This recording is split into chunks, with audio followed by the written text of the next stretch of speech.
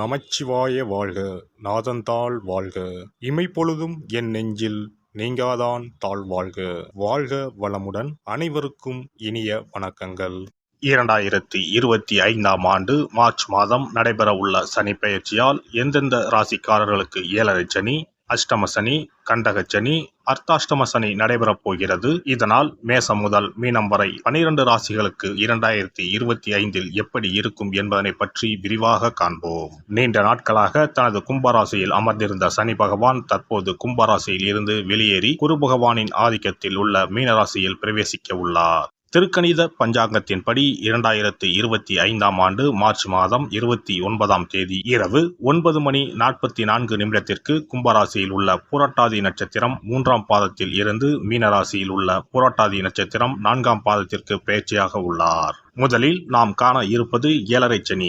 ஏழரை சனியை 2.5 ஆண்டு காலமாக பிரித்து சொல்லலாம். முதல் 2.5 வருடத்தை விரயசனி என்றும், அடுத்து வரக்கூடிய 2.5 வருடத்தை ஜென்மசனி என்றும், இறுதியாக வரக்கூடிய 2.5 வருடத்தை பாதச்சனி என்றும் அழைக்கின்றோம். கடந்த ஆண்டு 2023இல் இருந்து மகர ராசிக்கு பாதசனியும், கும்பராசிக்கு ஜென்மசனியும், மீனராசிக்கு விரயசனியும் நடைபெற்று வருகிறது. இனி வரக்கூடிய சனி பெயர்ச்சியால் மேச ராசிக்காரர்களுக்கு ஏழரை சனி ஆரம்பித்து அடுத்த 2.5 வருடம் விரயசனி நடைபெற உள்ளது. மீன ராசிக்கு விரயசனி முடிந்து ஜென்மசனியும், கும்பராசிக்கு ஜென்மசனி முடிந்து பாதசனியும் நடைபெற உள்ளது. மகர ராசிக்காரர்கள் ஏழரை சனியில் இருந்து முழுமையாக விடுதலை அடைய உள்ளீர்கள். ராசிக்கு 4ஆம் இடத்திற்கு சனி பகவான் வரும் பொழுது நடைபெறுவது அர்த்தாஷ்டம சனியாகும். ராசிக்கு 7இல் சனி பகவான் வரும்போது நடைபெறுவது கண்டக சனியாகும். ராசிக்கு 8இல் சனி பகவான் வரும்போது அஷ்டம சனி நடைபெறும். வரும் சனி பெயர்ச்சியின் போது மகரம், கடகம், விருச்சிக ராசிக்காரர்கள் சனியின் பாதிப்பில் இருந்து விடுபட உள்ளீர்கள். மேச ராசிக்கு விரயச்சனியும், ரிஷப ராசிக்கு லாபச்சனியும், மிதுன ராசிக்கு கர்மச்சனியும், கடக ராசிக்கு பாக்கியச்சனியும் நடைபெறப் போகிறது.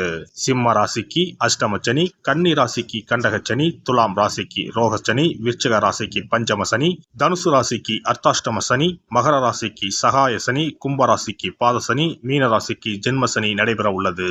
இனி இந்த பெயர்ச்சியால் உங்கள் ராசிக்கு உண்டாகும் சுபபலன் என்ன என்பதனையும், அசுபபலன் ஏற்படுமாயின் ராசிக்காரர்கள் செய்ய வேண்டிய பரிகாரம் என்ன, வழிபட வேண்டிய தெய்வம் யார் என்பதனை பற்றியும் விரிவாக காண்போம். நடைபெற போகும் இந்த சனி பெயர்ச்சியால் உங்கள் வாழ்வில் வளமும் நலமும் செல்வ செழிப்பும் பெற்று வாழ்வில் உயரிய நிலையை அடைய எல்லாம் வல்ல எம்பெருமானை வேண்டி விரும்பி கேட்டுக்கொள்கிறேன். சிம்மராசி அன்பர்களே, சிம்மராசிக்காரர்கள் பரபரப்புடனும் பறந்து விரிந்த மனப்பான்மையும் கொண்டவர்கள். 2025ஆம் ஆண்டு சனி பெயர்ச்சியில் சிம்மராசிக்கு அஷ்டம சனி தொடங்குகிறது.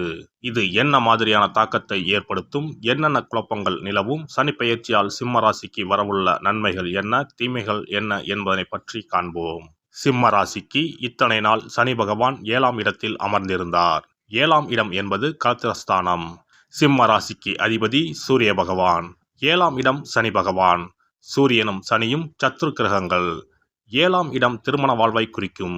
இதுநாள் வரை அவர்களுக்கு திருமண வாழ்வு பிரச்சனையாக இருந்திருக்கும். சிம்மத்துக்கு அஷ்டம சனி தொடங்குகிறது. இதனால் சனி பகவான் 8ஆம் இடத்திற்கு வரப்போகிறார். சனி பகவான் இருக்கும் இடத்தில் பிரச்சனைகள் தொடங்கும். ஏழரை சனியில் பாதி தாக்கம் அஷ்டம சனியில் இருக்கும்.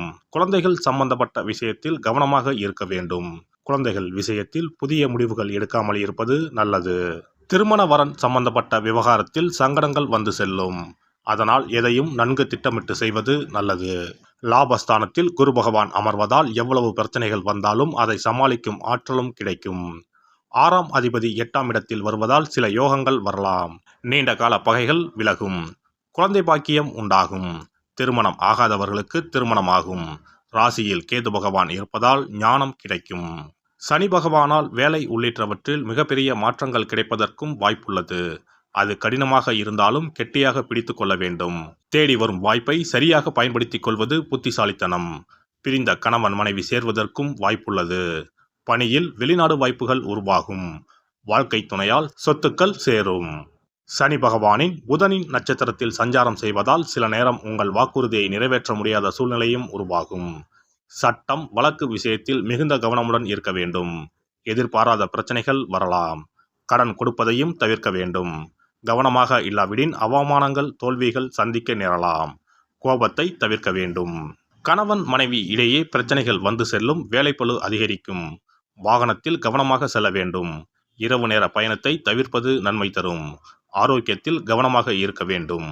பெரிய முதலீடு தொழில் தொடங்குவது சிக்கலை ஏற்படுத்தலாம். தந்தை உடல்நலத்தில் கவனமாக இருக்க வேண்டும். 8ஆம் இடத்தில் உள்ள சனி பகவான் 2ஆம் இடத்தை பார்ப்பதால் வார்த்தைகளை கவனமாக பயன்படுத்த வேண்டும். கடன் வாங்கவே கூடாது. மாணவர்கள் படிப்பில் மிகுந்த கவனமுடன் இருக்க வேண்டிய காலகட்டம் இதுவாகும்.